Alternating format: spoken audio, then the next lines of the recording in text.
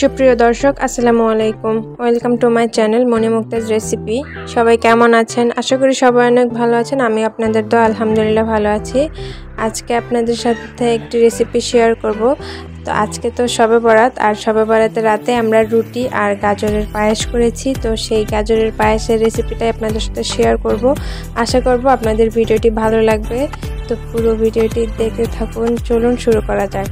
প্রথমে আমি এখানে গাজর গ্রেট করে নিয়েছি, তারপরে নিয়েছি গরুর দুধ 1 কাপ, আর নিয়েছি নারকেল কোড়া। তারপরে এখানে আমি নিয়েছি বাদাম, কিশমিশ।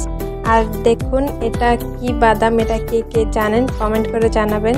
তো আমার আম্মু আমাকে বাদামটাকে ফাটাতে সাহায্য করেছিল। আর দেখুন এই বাদামটার এখন উপরের খোসাটা ছাড়িয়ে নেব, আর এটার ভিতর থেকে বাদামের শাঁসটা বের করব। এই বাদামটা কে চিনেন কমেন্ট করে জানাবেন।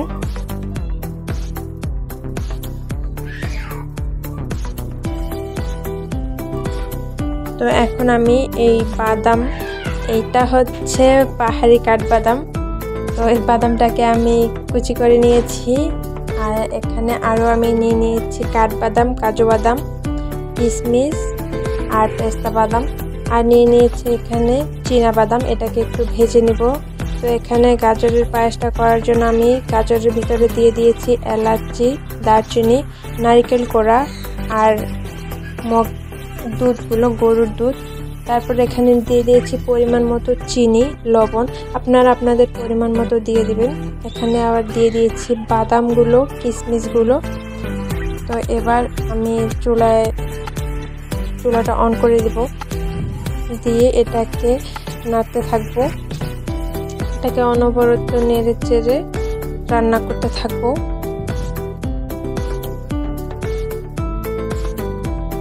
দেখুন এটা আমার ফুটে উঠেছে।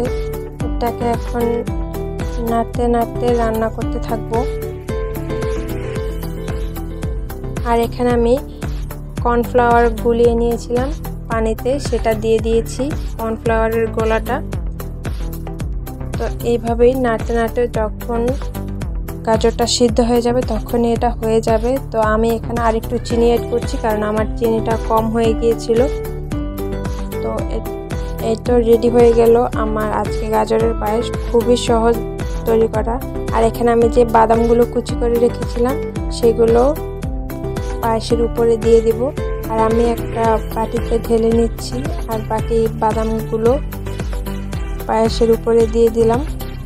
দারুণ টেস্টি একটা খাবার, আপনারা অবশ্যই বানিয়ে দেখবেন। এটা কিন্তু খুবই হেলদি হয়। তো ভিডিওটি কেমন লাগলো কমেন্ট করে জানাবেন। ভিডিওটি ভালো লাগলে ভিডিওটিতে একটা লাইক করবেন, আর আমার চ্যানেলটিকে সাবস্ক্রাইব করার অনুরোধ রইল। তো সবাই ভালো থাকবেন। পুরো ভিডিওটি দেখার জন্য সবাইকে অসংখ্য ধন্যবাদ। দেখা হবে পরবর্তী কোনো ভিডিওতে, সে পর্যন্ত সাথেই থাকুন। সবাইকে টাটা, আল্লাহ হাফেজ, আসসালামু আলাইকুম।